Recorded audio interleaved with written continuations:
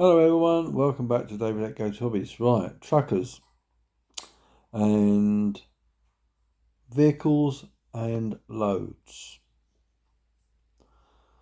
Now, depends what you're carrying and the type of goods you're carrying. How high are they? Have you strapped them? Are they a light load? There's so many factors involved. If you're carrying wood, if you're carrying pallets, if you're carrying God knows what type of stuff, can be hazardous, right? But let's take it as an example as a load. The load is secured, right? Let's say, for example, you're carrying pallets, 1 ton pallets, right? The height of the pallet is 3 or 4 foot, all right? And they're all strapped over, all right? 26 tons. The vehicle, 14, 15 tons. You're grossing about 44 tons, yeah? Give or take. Say you're loaded with 25 tons. I'm not being funny about it, right? Say you're grossing at 44 tons, right? You're travelling down the motorway, doing 56 mile an hour, yeah? How long is it going to take you to stop at 56 mile in seconds? 10? 20? 30? Do you know? That's the first question. I'm not going to tell you in this video what speed you will stop at. Alright, I just want you to give some answers to knowing how far it will take in seconds or feet or meters. Alright? But also take in consideration is your reaction time to a situation. It depends how alert you are, right? Also, the road conditions, whether it's dry, wet, icy, and so on. If it's windy, if you've got a headwind, tailwind, is it day, is it night? All these factors play a part in vehicle stopping. All right? Why do I say that? Well, at night time, there's normally a dampness in the air. Also, right, at night time, there's less traffic, less chance of an accident, but there's a higher risk of falling asleep because of your body clock. All right? Bear with me for a second. Sorry, I just want to have a swap around. It's a bit more comfortable there. So, going back to what I'm saying, is the vehicle will want to go in a straight line. Right? That is the kinetic force going forward. If you turn it to the right, it will want to go straight forward. If you turn it to the left, it will go straight forward. All right? And what you're doing is trying to stop your vehicle in the most quickly, efficient, safe way. But the point I'm trying to make here is why have you have to brake, make an emergency braking? Was you watching what was happening? Was you listening to the radio? Was you being distracted? Was you on the phone? Right. Take all that out of the equation. All right? What you got to realise is this. The ability to stop also boils down to the type of tyres you've got on there, right? How worn they are, how good your brakes are, right? How the load is distributed, right? And also is the road surface you're driving on, weather conditions. Right. That is the first thing. Yeah?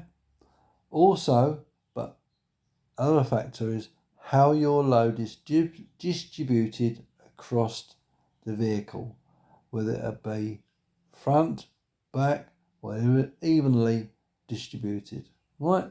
That plays a factor in braking as well. Alright? So, for you, to understand how the characteristics of the vehicle will react to heavy braking. That load will want to go forward. If the friction between the weight of the object in the back of the vehicle is greater than adhesion to the surface of the bed of the vehicle, it is going to slide. It will probably push forward and then pop out sideways. Right? And then you will have your load come through the curtains, if it's a curtain, and will go all over the motorway. How do you stop this? Strap your pallets. Right? Secure your load. Use common sense. If it doesn't look secure, secure it better. If you've got damaged straps, chuck them away. Get new ones. Now the point I'm making to you is this. At the end of the day, it is your responsibility. If you're not happy, don't take the load out. If you're happy, do it. But when it comes to braking and cornering with a load, that load will push the vehicle over if you pass the ability of keeping the vehicle on the road. In other words, if you're going around a right-hand bend, it will want to go left. If you're going around a left-hand bend, it will want to go right. And if you haven't got your load secured, it will come out the curtains or push against the side of the vehicle. If it does that, it could turn the vehicle over if it's a box. And even if it's not a box, if you've got a load restrained with straps or chains, and if you're taking a bend too fast, that weight of that goods on that trailer will push it over. Right, what I'm talking about here is the centre of gravity. In other words, the pivot point, where that pivot point is the middle of, in other words, where the centre of gravity is in that vehicle. If you've got a container, right, it's going to be higher up, right? If you've got a low load, it's going to be lower down. Example, loader, right? It's going to be nearer to the ground, right? A tanker, example. A tanker has baffles in them. It is to stop the load shifting sideways or forward, right? Most of the time, baffles are in front to back. In other words, like a bulkhead across. And what happens, if it's sealed compartments, say 5,000 litres in each one, that is a sealed compartment. It stops the surging, but you still get a little bit of surging between each compartment, But I'm not a tanker driver. I've driven tankers. I've carried milk. I've carried water. I've carried PFA, which is pulverised fuel ash, which is what they produce in coal-fired power stations when they were going. And it's just like the consistency of talcum powder. That's how fine it is. So you still get, weight there, and it can still move around. All these factors play a part in the stability of your trailer or your vehicle. I'll give you another example. The best way to taking a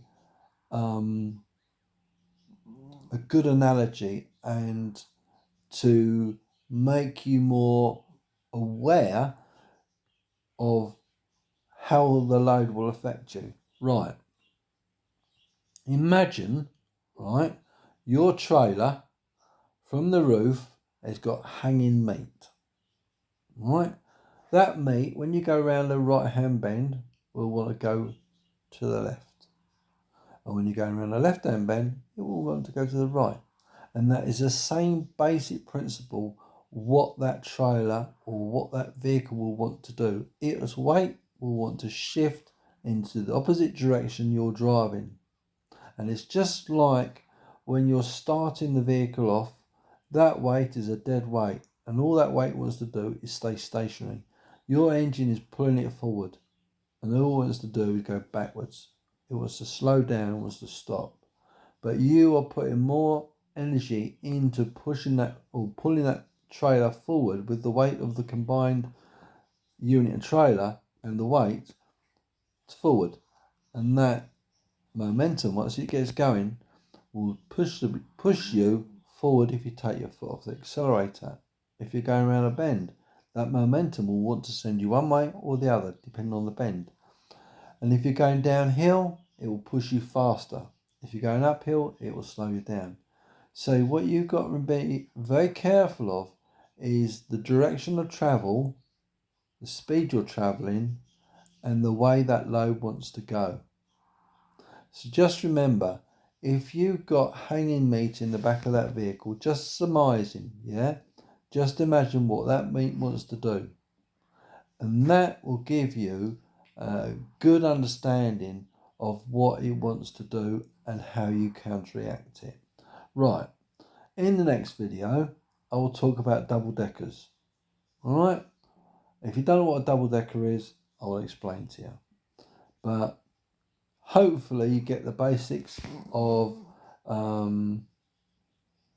how the load can affect the stability of the vehicle. And some trailers are designed that if it goes beyond a certain